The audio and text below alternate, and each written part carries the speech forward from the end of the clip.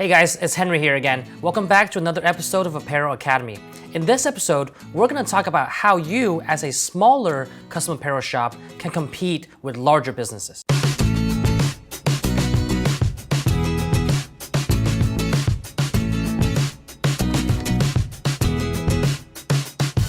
So this is a topic that doesn't get talked about very often, but I think is quite important, especially for people getting started in the industry or want to break into the industry. A lot of times people ask, how is it that other companies are able to offer these hats or polo shirts for such a low price, and it seems like they're not making any money on it, and how can I possibly compete with that? Now, I've actually answered a similar question before in another video on how these larger companies and larger apparel business shops are able to offer these types of apparel at really razor-thin margins and still be competitive and profitable. So if you haven't checked that out already, I'll link that in the card above. So the first best way to do this is to offer great customer service.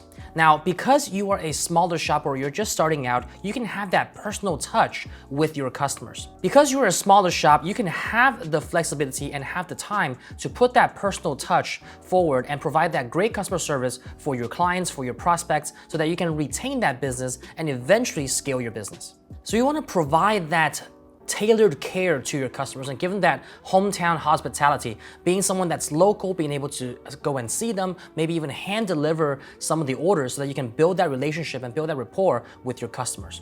Every time you complete an order, take a time to write a personal note or a personal thank you card that you can throw in there. And even if you don't write them handwritten every single time, you can have them pre-printed and sign them every single time so that it adds that extra touch for your new customers. Now, the second tip of how to compete as a smaller apparel shop against these larger corporations is to find your niche. This is because larger corporations, larger companies really cater to the masses. They have a lot of quantity and volume and a lot of business, so they might not focus on a specific niche that you might be able to tap into. For example, think about weddings. Weddings are not something that large corporations might be able to target, but in the meantime, when you're growing to become that larger shop, you can focus on one specific vertical like weddings and be able to provide tailored solutions and tailored garments and apparel that are customized and decorated for those special occasions. A huge part of the wedding market is going to be napkins and table runners or even robes for bridesmaids and other wedding gifts that you can tailor and customize. Another vertical or niche could be sports. If you have an in with your local sports team, for example, a soccer club or a baseball team, you can actually get a lot of business just from that one organization. While larger organizations that take on these bulk orders and have many multi-heads might not be able to do these types of one-off jerseys or customization or personalization for sports teams because the names and numbers are going to be different. That is something that you can excel on if you just have a single head and can spend the time to pump out those orders. This is because that sports niche has that characteristic of having that personalization aspect to it. It's not just the same logo across every single shirt or every single cap. It actually has personalization in terms of player names, player numbers, and that can play to your advantage if you utilize that properly. One pro tip that I would give you regarding starting out in a niche is that you really have to pick something that you know very well or that you're willing to spend the time to dig further into. Many companies start out focusing on a specific vertical or a niche and then become larger. Nobody really goes out at first and tailors it to the masses because then you don't really have a targeted audience that you're really speaking to. For example, Amazon didn't start off selling everything under the sun. They started out selling just books. And when they dominated that vertical, that gave them the track record and the leverage to be able to expand into other verticals because people saw how good they were at what they do. Similarly, you can apply that concept to your apparel business where you can focus on one specific niche, whether that be weddings, whether that be sports teams, whatever the case is, or even I have customers doing car mats for different car shops and custom body shops. And that can be your niche to get started, and when your name gets out further, you can tailor to the masses, and that would be a natural transition for you to scale. On to point number 3, which is to be local and target local businesses to start. While larger corporations might have a bigger presence, they can cater to the masses and ship all over the world. You as a small embroiderer or someone starting out in the custom apparel business can just target locally so that you can A, minimize the shipping time that it takes for you to fulfill that order, or even completely get rid of the shipping fee altogether to provide extra value to your customers because of how close you are to them.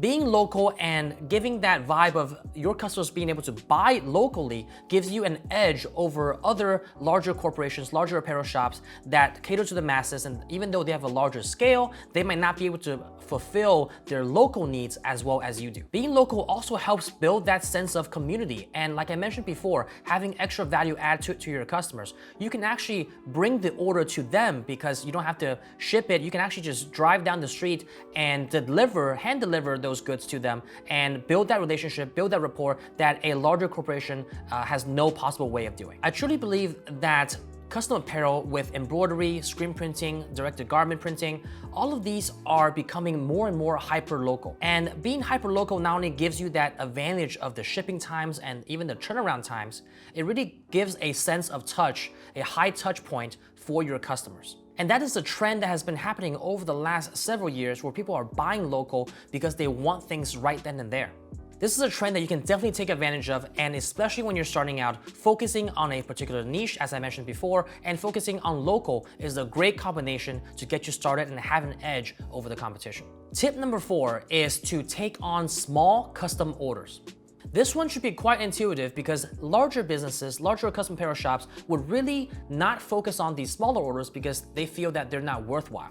They mainly focus on these large bulk orders and volume orders. So if they get a small custom order, they either A, turn it away, or B, charge a huge setup fee to even make it worth their time. So this is where you, as a smaller embroiderer, to compete with these larger corporations, can actually come in and earn that business. Because you are starting out small, by taking on these custom orders, you have more time on your hands, that's more worthwhile to you, and you can provide that extra layer of value to your customers and provide that good customer service. Also, even though there's this notion from larger corporations that these orders are not worth their time, actually it's quite the contrary. Because on these smaller custom orders, because they take more time to do, you can actually charge a premium for them.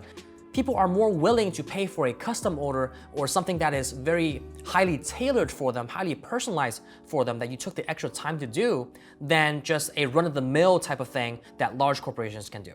So if you have a particular garment or a particular type of blank apparel that is very difficult to embroider on, or the customer wants a very peculiar design on it that's a little bit difficult to do, you can actually charge more premium for that type of work than larger orders that just based on volume. Because over the course of a large order, each individual item is going to have less profit in terms of their profit margin on a per item basis. But for these custom orders, they are going to be higher in profit margin even though you don't have as much volume to make up for it. So obviously there's a trade-off there and you have to determine what's the best fit for your business, but I would recommend taking a second look at custom orders and smaller orders because they're still worthwhile and there's a huge markup on them that you can charge because of that customization and that personalization that you don't get anywhere else. This is especially advantageous for you because if you have a single head or a small multi-head machine like a 2-head machine, it is going to be much more advantageous for you to run small custom orders so that you don't tie up a multi-head that the large corporations have and turn off multiple heads to run one small order. One example that I will give you regarding fulfilling these small custom orders is to make multimedia and mixed media designs. For example, you can combine embroidery with heat transfer and get a nice design, but use embroidery to kind of accent different parts of the design. That's going to take more time, but you're using 2 methods to decorate the apparel, and that's going to provide more value to your customers, and they're willing to pay more for that extra service. This is usually something that larger corporations are not willing to do or spend the time doing because, again, they're more focused on the volume and therefore squeeze the margins to meet that demand. But instead of focusing on volume, if you do these more unique things such as multimedia and mixed media designs, that will kind of also carve out a niche for yourself and bring your name out there, and customers might be coming to you for those designs in particular. That way you can really carve out a niche for yourself and corner that part of the market if you get really good at what you do and offer those type of designs to your customers. Finally, one last example on this particular point is to offer embroidery or other custom apparel methods on multiple locations on a blank apparel. If you offer that extra value add for that custom order, maybe embroider on the sleeve of a polo along with a left chest logo, maybe embroider on the sides of the caps along with the front panel, which by the way, we just recently did a video on that. So if you haven't checked that out on how to do that on your machine, make sure to check that out. I'll link it in the card above and in the description below. well. But offering these 3-sided designs on a cap or a 2-location type of design on a polo shirt will give that extra value add to your customers, and you might even add the 2nd location free of charge just to get your foot in the door and get that business. Usually, obviously, it takes more time for you to rehoop it and embroider it on a different location, for example, on the left chest polo, and then have to rehoop it on the sleeve. But in cases like a cap, if you have a machine that actually does 270-degree cap rotation angle, you can actually do 3 designs on 3 sides of the cap in one single run. These orders might take a little bit more time, but in the end, it is that customization, that personalization that larger corporations might not be willing to do or have the time to do, that you can take on that business and even make a little bit more revenue because of the premium that's being charged on these custom orders, and at the same time, be able to carve out that corner of the market and excel in what you do. Finally, the last tip that I would give you is to be nimble. This is because smaller organizations and smaller companies, especially startups, they can pivot and adapt a lot faster than larger corporations. Large corporations have a lot of red tape, they have to go through a lot of approval processes, and when times are changing in the market or situations change in the economy, they might not be able to adapt as quickly as small businesses do. One particular example in this case is larger custom apparel shops. If you need to make a change to your order, or there's a particular part of the design that you want to edit or make a correction to, it's going to be very difficult for a customer to make that change. They might have to go through a claim and contact customer service, and they might not get that until much later. Versus a small apparel shop, if you're just starting out, you have that flexibility. You have that time to be able to be more flexible and work with your customers, and if they need a small change done that's not going to be too costly, you can make that free of charge. That extra touch, going back to my first point about that customer service, is going to go the extra mile for your customers, and that's how you will stand out from competitors that are much larger than you. All right, guys, so I hope you found that information helpful. Again, this topic was really spawned by the fact that a lot of embroiderers and custom apparel decorators starting out in this business are a little bit discouraged by the fact that they can't compete with these larger organizations.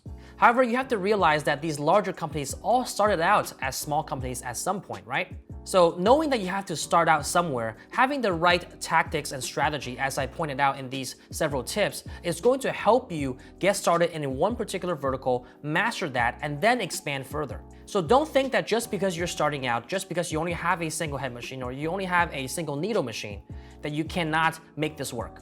You too can make this happen if you really look at what's local to you. What can you add extra to your customers? What are these custom orders and specific niche that you can take on so that you can carve out that market and not have to go head to head against these larger corporations?